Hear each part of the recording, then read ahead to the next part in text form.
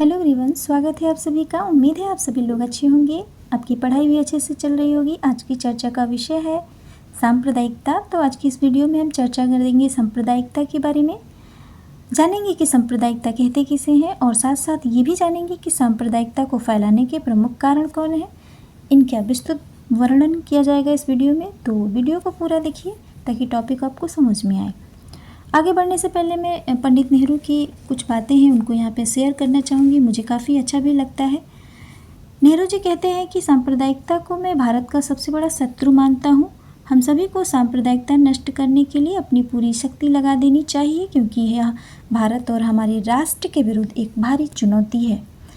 पंडित नेहरू की ये बातें अपने आप में काफ़ी महत्वपूर्ण हैं, जो ये दर्शाती हैं कि किसी भी देश या समाज में सांप्रदायिकता कितनी भयानक स्थिति को उत्पन्न कर सकती है, कितनी सारी समस्याओं को जन्म दे सकती है, साथ ही ये कितनी भयानक है।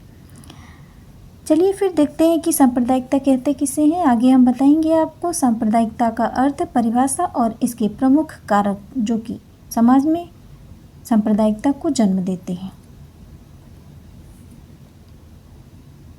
सांप्रदायिकता का अर्थ और परिभाषा। Meaning and definition of communalism.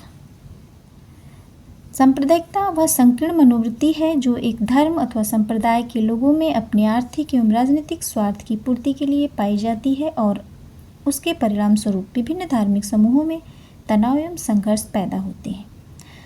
कहने का तात्पर्य यह है कि सांप्रदायिकता वह संकीर्ण यानी छोटी निम्न कोटि की विचारधारा है जो कि एक धर्म अथवा संप्रदाय के लोगों में अपने निजी स्वार्थ की पूर्ति के लिए पाई जाती है और जिसका परिणाम ये होता है कि तनाव और संघर्ष पैदा होते हैं किसी भी समाज में, जो कि सांप्रदायिकता के रूप में देखे जा सकते हैं। दूसरे शब्दों में हम कह सकते हैं कि सांप्रदायिकता एक ऐसी संघर्षपूर्ण मनोवृत्ति है जिसके अंतर्गत एक विशेष धर्म अथवा संप्रदाय के अनुयायी अपने धार्मिक एवं राजनीतिक हित को पूरा करने के लिए अपने समूह को अन्य धार्मिक समूहों के प्रति संगठित करते हैं और समय पड़ने पर उनको प्रदर्शन और हिंसा के लिए भड़काते हैं, प्रेरित करते हैं। तो कुल मिलाकर यही कहेंगे कि एक ऐसी विचारधारा जो अपने को अपने आप में सीमित करती है, दूसरे के हितों को नष्ट करती हो या उसका विरोध करती हो, उसे हम सांप्रदायिकता की श्रेणी में रख सकते हैं। कुछ परिभाषाएं हैं, देखते हैं।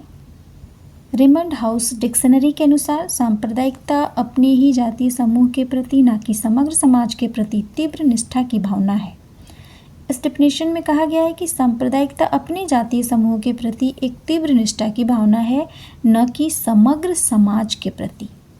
दूसरी डेफिनेशन है स्मिथ महोदय के अनुसार, इनका मानना है कि एक सांप्रदायिक व्यक्ति अथवा समूह वह है जो अपने धार्मिक या भाषाभाषी समूह को एक पृथक राजनीतिक तथा सामाजिक इकाई के रूप में देखता है, जिसके हित अन्य समूहों से पृथक होते हैं और जो अक्सर उनके विरोधी भी हो सकते हैं। कुल मिलाकर के इनका कहना है कि वह व्यक्ति सांप्रदायिक हो सकता है, वह समूह सांप्रदायिक हो सकता है जो अपने आप को अपने धार्मिक या अपने भाषाभाषी समूह को एक पृथक राजनीतिक या सामाजिक इकाई के रूप में देखता है और जो अपने आप को अन्य समूहों से पृथक करता है या उनके विरोध में हो सकता है। आगे बढ़ते हैं और देखते हैं कि किसी भी देश या समाज में सांप्रदायिकता को फैलाने के प्रमुख कारक कौन कौन से हो सकते हैं। सांप्रदायिक तनाव के लिए उत्तरदायी कारक, factor responsible for communalism common tensions. पहला कारक है ऐतिहासिक कारक, हिस्टोरिकल फैक्टर। किसी भी देश या समाज में सांप्रदायिकता फैलाने के लिए पुरानी घटनाएं भी बहुत हद तक जिम्मेदार होती हैं। जितनी भी किसी भी देश या समाज में पुरानी घटनाएं हुई हैं, उनका प्रभाव वर्तमान समय में भी देखा गया है। अगर हम सांप्रदायिकता के इतिहास की बात करें तो अतीत में जितने भी धार्मिक आधार पर सांप्रदायिक आंदोलन या संघर्ष हुए हैं, उनकी वजह से भारत में दो बड़े धार्मिक समूहों का जन्म हुआ और ये दोनों धार्मिक समूह एक दूसरे से घृणा करते हैं, एक दूसरे पर विश्वास नहीं करते हैं, एक दूसरे का विरोध करते हैं, जिसकी वजह से समय समय पर सांप्रदायिकता की आग फैलती है और समाज में सांप्रदायिकता को बढ़ावा मिलता है। दूसरा जो प्रमुख कारण है मनोवैज्ञानिक कारक यानी साइकोलॉजिकल फैक्टर, इसकी वजह से भी समाज में सांप्रदायिकता फैलती है। एक संकुचित विचारधारा मनोवैज्ञानिक कारकों को बढ़ावा देती है। सांप्रदायिकता का यह भी एक महत्वपूर्ण कारण है। हिंदू एवं मुसलमान दोनों में ही एक दूसरे के प्रति घृणा, द्वेष, प्रतिकार, विरोध एवं पृथक्करण के मनोभाव देखे गए हैं। इस प्रकार की जो मनोवृत्ति है ये प्राचीन काल से चली आ रही है, एक भ्रांति के रूप में, एक भ्रम के रूप में है। ये दोनों समूह एक दूसरे पर विश्वास नहीं करते हैं। हिंदू मुसलमान के ऊपर आरोप लगाता है, मुसलमान हिंदू के ऊपर आरोप लगाता है, दोनों एक दूसरे के ऊपर शोषण करने का आरोप लगाते हैं, दोनों एक दूसरे के हितों का उल्लंघन करने का आरोप लगाते हैं।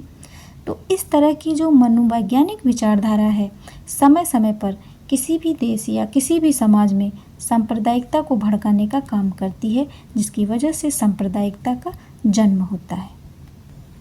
अगला कारक है सांस्कृतिक भिन्नता, कल्चरल डिफरेंस, जिसकी वजह से भी समाज में सांप्रदायिक दंगों का जन्म होता है या सांप्रदायिकता को बढ़ावा मिलता है। भारत एक विविधताओं का देश है। भारत में हिंदू, मुसलमान, सिख, ईसाई तथा पारसी आदि धर्मों के लोग निवास करते हैं। इन धर्मों के रीति रिवाज भी एक दूसरे से भिन्न हैं। साथ ही इनमें उत्सव और त्यौहार मनाने का जो ढंग है वो भी अलग अलग है। वेशभूषा, धार्मिक विश्वास में भी कोई समानता नहीं है।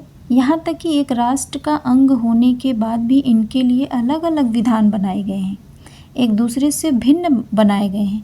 कभी ऐसा प्रयत्न नहीं किया गया कि इन सभी को एक सूत्र में बांधा जाए, एक सांस्कृतिक आधार पर एक दूसरे को निकट लाया जाए। कभी ऐसा प्रयास नहीं किया गया। इसका परिणाम क्या हुआ? आज भी इनके बीच एक खाई बनी हुई है और ये खाई घटने की जगह बढ़ती जा रही है और ये खाई ही सांप्रदायिकता को जन्म देने के लिए बहुत हद तक जिम्मेदार है। अगला है भौगोलिक कारक। भौगोलिक कारकों की वजह से भी किसी भी देश या समाज में सांप्रदायिकता फैलती है। भौगोलिक दृष्टि से भी देखा जाए तो भारत में काफ़ी विविधता देखने को मिलती है। भारत में अधिकांशतः जो निवास का प्रतिमान है वो क्या है? धर्म है, भाषा है, जाति है। ठीक है, इन्हीं आधारों पे लोग एक भौगोलिक क्षेत्र में निवास करते हैं और उनके अंदर हम की भावना भी पाई जाती है। लेकिन जैसे ही कोई बाहरी समूह इनके समूह के अंदर आने का प्रयास करता है तो इनके प्रति घृणा, द्वेष और विरोध की भावना पैदा हो जाती है। इन कारणों से भी सांप्रदायिक तनाव का जन्म होता है। अगला कारण है धार्मिक असहिष्णुता।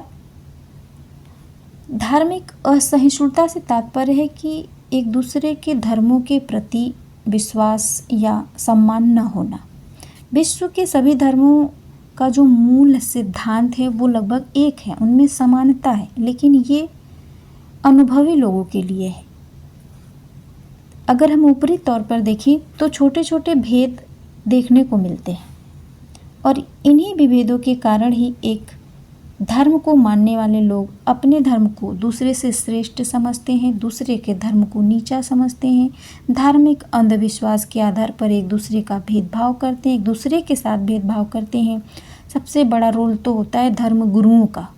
वो अपने अनुयायियों को, जो कि कम जागरूक हैं, जो कि अपने धर्म के बारे में कम जानते हैं, उन्हें भड़काते हैं, उन्हें गलत दिशा निर्देश देते हैं, उनको एक दूसरे के प्रति विरोध करने के लिए भड़काते हैं, जिन कारण से समाज में सांप्रदायिक तनाव का जन्म होता है। अगला जो कारक है राजनीतिक स्वार्थ, पॉलिटिकल इंटरेस्ट, मेरे हिसाब से सबसे बड़ा कारण और वर्तमान समय का सांप्रदायिकता फैलाने का सबसे बड़ा रीजन।